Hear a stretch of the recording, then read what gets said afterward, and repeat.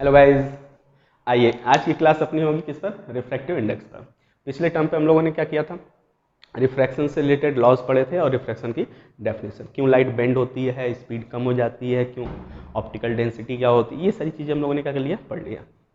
अब बात करते हैं रिफ्रैक्टिव इंडेक्स क्या होता है। तो रिफ्रैक्टिव इंडेक्स बेसिकली जो एक कैरेक्टरिस्टिक होती है मीडियम की, जिस मीडियम की बात की जाएगी कि हाँ ग्लास की रिफ्रैक्टिव इंडेक्स ये है, वाटर की ये है, एयर की है, तो वो जो रिफ्रैक्टिव इंडेक्स जिस मीडियम की बात की जाएगी वो बताएगा कि उस मीडियम में कितने पार्ट से, कितने अमाउंट से लाइट की स्पीड क्या हुई है, कम हुई है।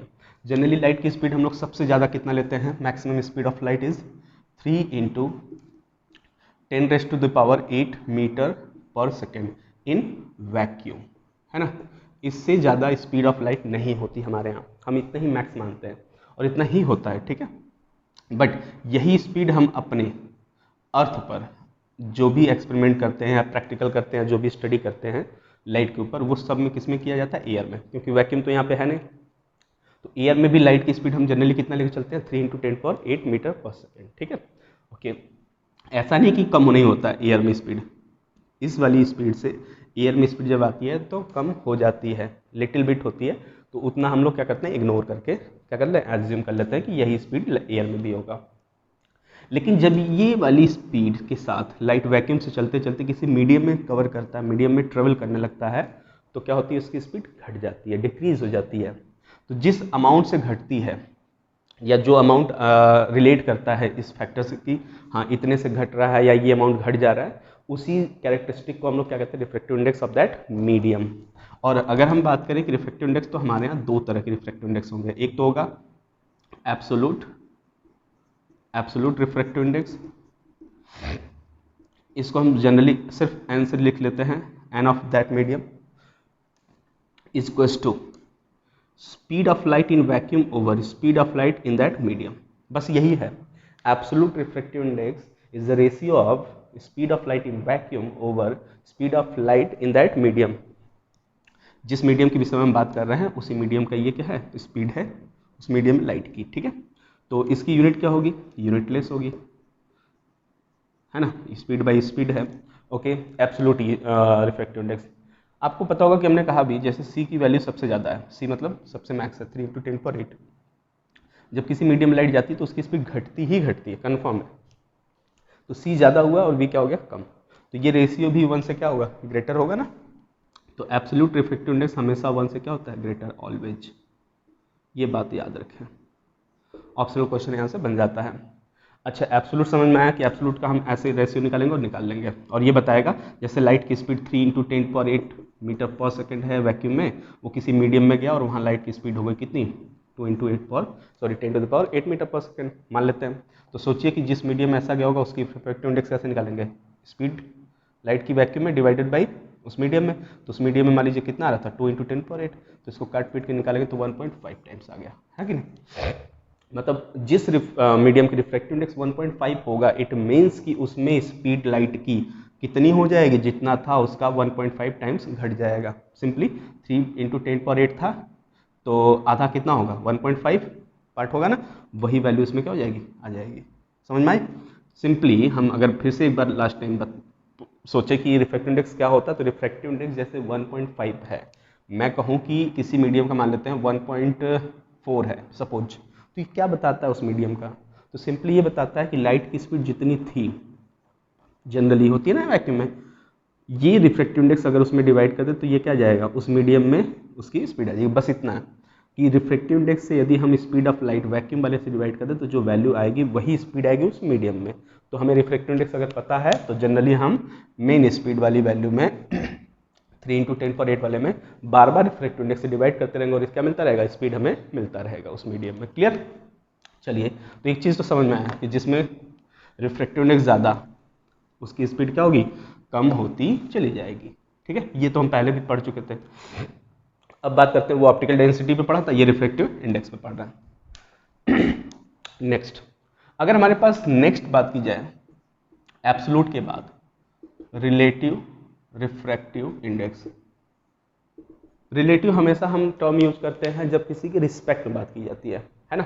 रिस्पेक्ट वैल्यू मतलब जैसे हमारे पास दो मीडियम हो, एक मान लीजिए मीडियम ऊपर है, वाटर है सपोज, और ये नीचे क्या है, ग्लास है। ये क्या है, वाटर, और ये क्या है, ग्लास। अब हम बात करते हैं कि लाइट वाटर में से आ रही थी और सडनली किसमें चला गया, ग्लास में। तो हो सकता है इधर बेंड हो जाए या इधर हो जाए, वो बात की बात देखेंगे कि किधर होगा। अभी बस बेंड करवा लेते हैं हम लोग। और ये बेंडिंग क्यों होती है, क्योंकि लाइट स्पीड क्या हो जाती है, चेंज हो जाती है। अब इसमें मान लीजिए रिफ्लेक्टिव इंडेक्स n1 है और इसका रिफ्लेक्टिव इंडेक्स क्या है, n2 है। तो n1 को सेपरेटली क्या लिखते हैं हम लोग, एब्सोल्यूट लिखते हैं ना, सिर्फ इसका है एब्सोल्यूट मतलब इंडिविजुअली। तो इसकी रिफ्लेक्टिव इंडेक्स कितनी हो जाती है, c बाई, इसमें स्पीड ऑफ लाइट तो मान लेते हैं v1 चल रहा है और इसमें कितने चल रहा है, v2 से। और सेपरेटली n2 को लिखना होता तो क्या लिखते हैं हम लोग, c बाई v2, ये नहीं लिखते हैं। अब हम बात करते हैं रिलेटिव रिफ्रैक्टिव इंडेक्स की। तो रिलेटिव मतलब किसकी बात हो रही है, किसके रिस्पेक्ट में। जैसे मैं बोलूँ refractive index of first with respect to two, तो लिखने का तरीका ये होता है, जिसका बोलते हैं वो ऊपर, जिसके रिस्पेक्ट में बोलते हैं वो नीचे। आप कभी किए होंगे डेंसिटी ऑफ वाटर, हम लोग 4 डिग्री सेल्सियस पे, जैसे डेंसिटी मान लीजिए डी है, ऊपर नीचे रख दे वाटर की और ऊपर रख दे किसी भी मीडियम की डेंसिटी, तो ये क्या बताता था हमें, रिलेटिव डेंसिटी बताता था। तो हम हमेशा एक रेफरेंस पार्ट लेते हैं, तो यहाँ भी रेफरेंस पार्ट हम लेंगे, जिसके रिस्पेक्ट में पूछना हमेशा वो कहाँ होता है, नीचे होता है। तो इसको क्या बोलेंगे हम लोग, refractive index of first media या medium with respect to second medium, ठीक है। और अगर ऐसे लिखा जाए तो n2 बाई n1, इसको क्या पढ़ेंगे हम लोग, refractive index of second medium with respect to first, second medium with respect to first. Clear है। क्या यही ऐसे ही लिखा हुआ आता है हमेशा, नहीं, तो कुछ जगहों पे इसको ऐसे लिखा जाता है n12 और इसको लिखा जाता है n21। भूले ना, उसके लिए याद रखें, जैसे n21 लिख रहा है तो इसको लिखने के बाद ऐसे लिख रहा है, तो ये 2 अगर हम ढक लें, है ना, तो कितना दिख रहा है, n1 दिख रहा है। तो क्या पढ़ेंगे, refractive index of 1 with respect to 2। और अगर ऐसा लिखा है तो refractive index of 2 with respect to 1। तो n21 है तो refractive index of 2 with respect to 1, तो ऊपर n2 हो जाएगा, नीचे n1 हो जाएगा। क्लियर। कुछ जगहों पे ऐसे लिखा जाता है। तो ये वाला कौन सा पोर्शन होगा, ये होगा refractive index of 2 with respect to first. Generally हमें यही वाला पोर्शन मिलता है और इसको इसमें कन्वर्ट करना हम याद रखेंगे यहाँ से। क्लियर है। चलिए, ये हो गया। अब इनकी वैल्यूज जो है, अगर मैं बात करूँ कि refractive index of second medium मान लीजिए निकाल लेते हैं फर्स्ट के लिए, तो कितनी आएगी, मतलब हमें ये पूछ रहा है n2 n1, तो क्या लिखेंगे n2 बाई n1। अभी कुछ देर पहले n2 की वैल्यू यहाँ कितनी लिखी थी हमने, c बाई v2, ठीक है। और n1 की वैल्यू अभी भी लिखा है c बाई v1। देखा जाए तो c ने c को मार दिया, तो ये v1 चला जाएगा ऊपर और नीचे क्या हो जाएगा v2। ये क्या है हमारे पास, n21 की वैल्यू n21, जिसको हम क्या लिख सकते हैं n2 बाई n1, और इसी की वैल्यू क्या आएगी v1 बाई v2। देखिए एक ये फॉर्मूला बन गया। अब ये हो गया, 2 रिफ्रैक्टिव इंडेक्स मीडियम के हो गए और वेलोसिटी। इनमें से हो सकता है कि इसको हम कुछ देर के लिए भूल जाए, तो इन्हीं में से 3 को दे देगा और एक को पूछ लेगा, क्वेश्चन बन जाता है। ठीक है, तो इसको अगर हम स्नेल्स लॉ में अप्लाई करें तो, अच्छा इसी का उल्टा ये वाला पूछता तो क्या लिखते हैं n12, तो n12 के लिए n1 बाई n2 करते, तो c बाई v1 हो जाता और c बाई v2 हो जाता। इस बार ये करते तो क्या हो जाता, v2 ऊपर चला जाता, v1 नीचे आता और n1, देखिए इन्वर्सली प्रोपोर्शनल है ना, 1 ऊपर है तो n नीचे है, मतलब सीधे speed is inversely proportional to refractive index. Refractive index ज़्यादा होगा तो स्पीड अपने आप क्या होता जाएगा, कम होता जाएगा। ये चीज़ हम पहले भी पढ़ते थे कि ज़्यादा रिफ्रैक्टिव इंडेक्स मतलब ऑप्टिकल डेंसिटी ज़्यादा, तो स्पीड अपने आप क्या हो जाएगी, कम हो जाएगी। डन।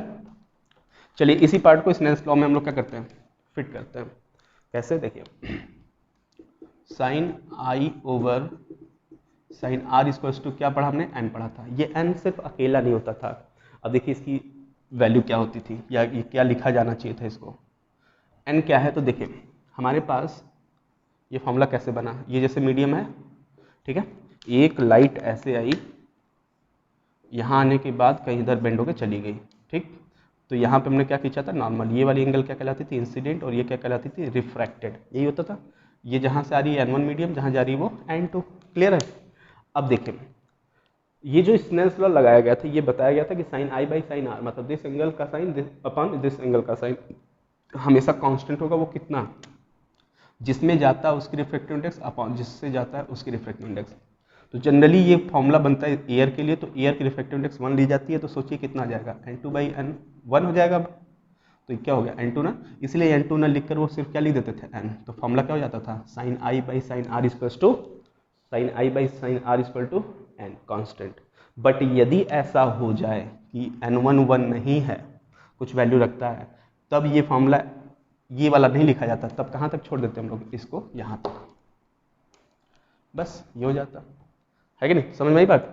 और अगर ऐसा होता लाइट की डायरेक्शन बदल जाती है ऐसे ऊपर तो, लेकिन ये एंगल आर ही होता और ये एंगल आई ही होता। मान लीजिए बुक में किसी एग्जाम में ऐसे क्वेश्चन फिगर बनाया इन्होंने, लिखा कि एरो इधर से जा रहा है, ऐसे चला गया, ये आर बन रहा है, ये आई बन रहा है, चलिए इसमें स्नेल्स लॉ लगाइए। तो स्नेल्स लॉ लगाना बहुत आसान है, साइन आई करते हैं तो आई कौन सा होगा, इंसिडेंट एंगल। नॉमिनेशन से मतलब नहीं है, आई क्या एक्चुअली रिप्रेजेंट करता है, आई इंसिडेंट, तो इधर से जा रहा है तो ये इंसिडेंट हुआ ना, तो आर हो जाएगा अपॉन साइन रिफ्रैक्टिव, तो यहाँ आर होता है, आर कौन सा होगा, ये रिफ्लेक्शन हो रहा है ना, बाद में बाहर हो रहा है, तो ये हो जाएगा साइन आई। इसको टू क्या लिखना था N2 बाई N1, N2 मतलब जिस मीडियम में जा रहा है तो किस में जा रहा है N1 में, और कहाँ से जा रहा है N1 इससे, तो ये हो जाएगा N1 का काम करेगा और ये दूसरे मीडियम का काम करेगा, हो गया। देखिए तो यही है, ये रेसिप्रोकेट करके देख लीजिए, सही है। तो ऐसा नहीं है कि रे की डायरेक्शन बदल देने से वैल्यूज चेंज हो जाएंगी, सब कुछ सेम रहेगा, बस समझने की जरूरत है। अच्छा, इसमें एक और चीज़ इनबिल्ट करा देते हैं क्योंकि न्यूमेरिकल इसमें आते हैं, sine I by sine R equal to N2 by N1, और कुछ देर पहले हमने प्रूव किया था कि N2 by N1 equal to क्या होता है V1 बाई V2, हो गया। तो ये पूरा एक क्या हो गया, असेंबली हो गई, कह सकते हैं हम लोग, एक कंबाइंड फॉर्मूला हो गया एक साथ तीन लोगों का, दिस ये एंगल्स हो गए, ये रिफ्लेक्टिवनेस और ये क्या हो गया, वेलोसिटीज। क्लियर। चलिए केस नंबर फर्स्ट, इसमें मैं बना के दिखाऊंगा। If N2 is greater then N1, suppose मान लीजिए जिस मीडियम से लाइट जा रही है उसका रिफ्लेक्टिव कम है किससे, जिसमें जा रही है, तो क्या होगा, तो N2 अगर ग्रेटर है तो ये वाली पूरी वैल्यू देखिएगा ग्रेटर देन 1 हो जाएगा क्योंकि ये तो बड़ा है, और N2 बाई N1 को ही क्या लिखा गया है, sine I by sine R, तो ये भी ग्रेटर देन 1 हो जाएगा, तो ये इधर चला आएगा तो क्या लिखा जाएगा, sine I greater than sine R.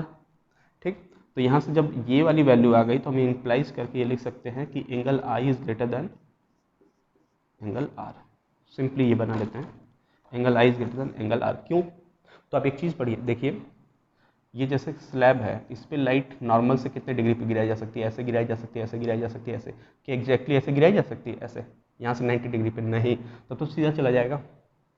तो एंगल ऑफ इंसिडेंस जो होता है वो लेस देन 90 होता है हमेशा, तो 90 से कम के लिए, थीटा अगर 90 से कम है तो साइन की वैल्यू जिसमें बड़ी होती है वही एंगल बड़ा होता है, ये आप आगे पढ़ेंगे हायर क्लासेस में। अभी के लिए बस इतना देखिए, साइन आई ग्रेटर है तो साइन आर से, तो आई ग्रेटर हो जाएगा किससे, आर से। क्लियर, कोई भी वैल्यू रख के दीजिए, साइन 30 लिख लूँ मैं, ठीक है, या 45 लिखता हूँ, बड़ा ही करना है ना, साइन 45, और यहाँ कर लेता हूँ उससे छोटा, साइन 45, इसको कर लीजिए और इसको कर लीजिए 30। अब बताइए साइन 45 की वैल्यू कितनी, 1/√2, और यहाँ पर कितनी हो जाती है 1/2, कौन ज़्यादा इसमें है, ये या ये, तो ये ज़्यादा है ना, तो ये ज़्यादा हुआ तो कब ज़्यादा हुआ, जब 45 ज़्यादा 30 से ना, तो सिंपली जब ये वैल्यू ज़्यादा होती है तो इसका एंगल भी ज़्यादा होता है। ऐसा हम अभी के लिए याद कर लेते हैं, लेकिन ये कंडीशन ये होनी चाहिए। ठीक, चलिए ये हो गया। तो ये सोचिए N2 अगर ग्रेटर है तो कौन सा मीडियम कहलाएगा, ये डेंसर, और ये कौन सा कहलाएगा, रेयरर। तो जब लाइट रेयरर से डेंसर जाती है तो R कम हो जाता है, सिंपली मीडियम लाइट आई सीधे जानी चाहिए थे, लेकिन ये हल्का सा ऐसे बेंड हो जाएगा, देखिए आर है ना, आर आई से कम दिख रहा है, कब ऐसा होगा, जब ये रेयरर से कहाँ जाएगा, डेंसर में। यही तो पढ़ा हमने अभी, N2 मतलब डेंसर और N1 मतलब रेयरर, समझ में आए कंडीशन ये। तो हमेशा याद रखिए जब ये कंडीशन होगा, रेयरर से डेंसर जाएगा तो क्या होगा, टूवर्ड्स। एक नया कॉन्सेप्ट यहाँ से, पिछले बार टर्म पे हमने बताया था ऑप्टिकल टाइमिंग का कॉन्सेप्ट लेकर, आज हम लोग किससे बता रहे हैं, रिफ्रैक्टिव इंडेक्स से। इसी का उल्टा केस अगर हम कर दें कि N1 is greater then N2 तो क्या होगा, तो सोचिए इस बार N1 ग्रेटर है तो क्या हुआ, डेंसर हुआ ना ये, और ये क्या हो जाएगा, रेयरर। इस बार N1 मतलब डेंसर है तो लाइट हमेशा 1 वाले से जाती है, किसमें, 2 वाले में, सेकंड वाले पार्ट में ना, ये नहीं कि उल्टा सोच लीजिए। अभी भी वही केस बना लेते हैं हम, लाइक दिस, 1 मीडियम से 2 मीडियम में आ रही लाइट, ऐसे आई नॉर्मल, ये आई हो गया। अब ये तो आई होगा ना इसके बराबर, देखते हैं जाने वाली बाहर जाती है कि अंदर, अंदर होगा या बाहर, देखते कम होगा या ज़्यादा। तो N1 ग्रेटर देन N2 से है तो इसमें लगाइए तो लेस देन 1 हो जाएगा, क्यों, क्योंकि इस बार ये ज़्यादा है तो रेशियो क्या हो जाएगा, 1 से कम। तो उसको जब हम कर सकते हैं तो इसको भी लिख सकते हैं sine I sine R less than 1, तो sine I less than sine R, तो आई लेस देन आर। तो इस बार आई छोटा होगा, आर क्या होगा ज़्यादा। तो सोचिए ये आई है, ये आई हो जाता है, इससे ज़्यादा करेंगे तभी तो जाएगा। तो इस बार बताइए रिफ्रैक्टिव जो रिफ्रैक्शन हुआ है वो अवे नॉर्मल हुआ है कि टुवर्ड्स नॉर्मल, अवे। तो जब भी क्या कहते हैं उसको, रेज N1 से डेंसर से कहाँ जा रही है, रेयर की तरफ ना। तो जब भी डेंसर से रेयर जाती है तो क्या हो जाता है, अवे होता है। ठीक, मतलब डेंसर से रेयर गया तो अवे और रेयर से डेंसर आया तो टुवर्ड्स। क्लियर, दो चीज़ें हो गई हमारे पास, हम इसके थ्रू भी बता सकते हैं। चाहे तो आप इसको भी इसमें यूज कर सकते हैं, जैसे V1 by V2, N2 by N1 less than 1 है तो ये भी लेस देन 1 होगा, तो ये V2 यहाँ चला आएगा। तो सोचिए V1 is less than V2, मतलब यहाँ की स्पीड कम होगी और यहाँ की स्पीड ज़्यादा होगी। तो कहाँ की स्पीड कम होती है, डेंसर की ना। देखिए N1 डेंसर था तो सही है। तो ये थे बेसिक पार्ट, हम इसको पहले भी पढ़े थे, अभी भी पढ़ रहे हैं, इसलिए थोड़ा तेज हम बता दिए हैं। बाकी आपको अगर कोई भी प्रॉब्लम होती है बेसिक तो आप पूछ सकते हैं उससे। ठीक, चलिए आगे बढ़ते हैं हम लोग। रिफ्रैक्टिव इंडेक्स की प्रॉपर्टी जो है वो किस चीज़ पे डिपेंड करती है, मतलब रिफ्रैक्टिव इंडेक्स मीडियम पे किस नेचर पे डिपेंड करता है। तो पहली चीज़ तो नेचर ही है मीडियम का।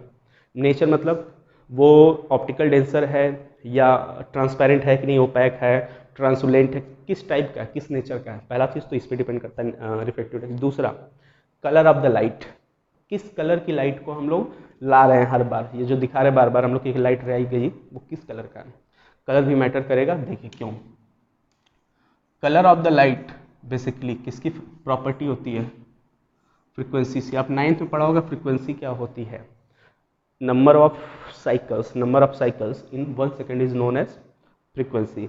अब आपको लाइट के विषय में बता दूं थोड़ा सा, लाइट हमेशा एक इलेक्ट्रोमैग्नेटिक वेव नाम से जाना जाता है। इलेक्ट्रोमैग्नेटिक वेव जो ऐसे ही चलते हैं, ठीक है, वेव नेचर से लिखा है ना इलेक्ट्रोमैग्नेटिक वेव। तो वेव में जो ये साइकिल्स बन रहा है, एक साइकिल देखो यहाँ तक हो गया, ये 1 सेकेंड में जितनी साइकिल ऐसे बना लेगा उसी को हम क्या कहते हैं, फ्रीक्वेंसी। तो फ्रीक्वेंसी बताता है कि कौन सी कलर होगी। जैसे मैं बात करूं वॉलेट, रेड, इन सब की फ्रीक्वेंसी अलग होती है। सबसे ज़्यादा फ्रीक्वेंसी होती है किसकी, वॉलेट की, और सबसे कम किसकी होती है, रेड की। क्लियर। फिर एक टर्म आता है वेवलेंथ। वेवलेंथ भी हमने 9th में पढ़ा है, लैम्डा से रिप्रेजेंट करते हैं, फ्रीक्वेंसी को मान लीजिए एफ से। तो ये जो वेवलेंथ है ये होता है क्रेस्ट टू क्रेस्ट के बीच की दूरी या स्ट्रफ टू ट्रफ की दूरी, ये ना पढ़ा होगा। तो ये वेवलेंथ क्या होता है, ये स्पीड को डिफाइन करता है। जितना ये बड़ा होता जाएगा स्पीड उसके अकॉर्डिंग क्या होता जाएगा, चेंज होता जाएगा।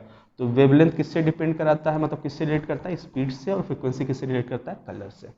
ठीक, अब हमने कहा कि ये ग्लास है, इस ग्लास स्लैब की क्या रिफ्रैक्टिव इंडेक्स फिक्स होती है, तो फिक्स तो होती है, कांस्टेंट तो होती है, लेकिन हर कलर के लिए अलग अलग होती है। जैसे हमने यहाँ से रेड कलर लाया, फिर इसी लाइन पर वॉलेट ले आएंगे तो क्या दोनों सेम डायरेक्शन में ऐसे बेंड होके जाएंगे, नहीं।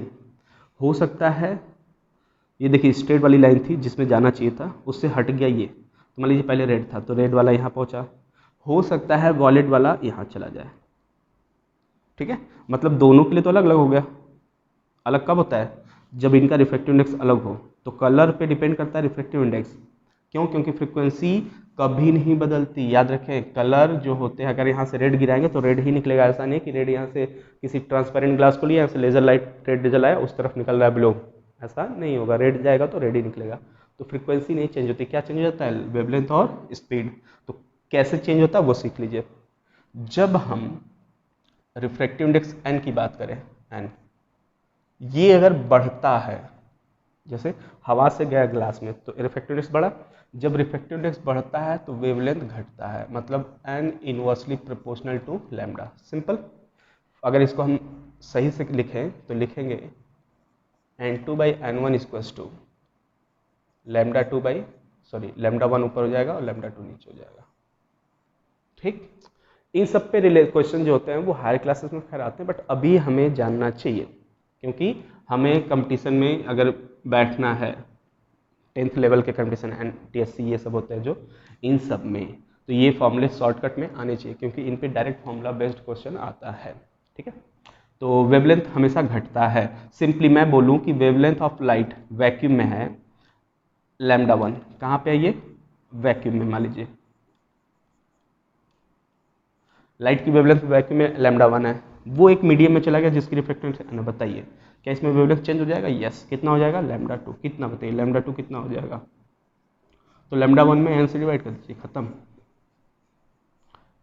स्पीड याद है ऐसे करते थे, स्पीड बाहर की जो होती थी उसमें n से डिवाइड करते थे, अंदर की स्पीड आ जाती। तो वैसे ही वेवलेंथ जो बाहर का है वैक्यूम का, उसी में n से डिवाइड कीजिए, क्या आ जाएगा? Wavelength change. तो स्पीड और वेवलेंथ दोनों एक तरह से चेंज होते हैं सिमिलर वे में। हमेशा ओरिजिनल में n से डिवाइड करिए, चेंज वाली वैल्यू आ जाएगी। ठीक, तो ये थी हमारे पास रिफ्रैक्टिव इंडेक्स की कुछ कहानियाँ। किस चीज़ पे डिपेंड करता है? वेवलेंथ पे क्या फ़र्क पड़ता है, चेंज होता है कि नहीं चेंज होता है, स्पीड चेंज होता है कि नहीं होता है, फ्रिक्वेंसी चेंज होती है कि नहीं चेंज है। जब लाइट मीडियम चेंज करता है तो दो चीज़ें चेंज होती, बट ये वाली चेंज कभी नहीं होती। ठीक है। अब वेवलेंथ में अगर मैं बताऊं कि वेवलेंथ किसकी सबसे ज़्यादा होती है, किस कलर की, तो वेवलेंथ ऑफ रेड सबसे ज़्यादा होता है, वेवलेंथ ऑफ वॉयलेट। आपको विबग्योर याद होगा, विबग्योर। इन कलर में रेड एक तरफ होता है, वॉयलेट एक तरफ होता है, तो हमने वॉयलेट और रेड का बता दिया, बाकी इनके ऑर्डर इसी तरह से बीच में हो जाएंगे। ठीक, तो आज के लिए इतने रखते हैं हम लोग, नेक्स्ट टाइम पे बाकी चीज़ें और पढ़ेंगे हम लोग।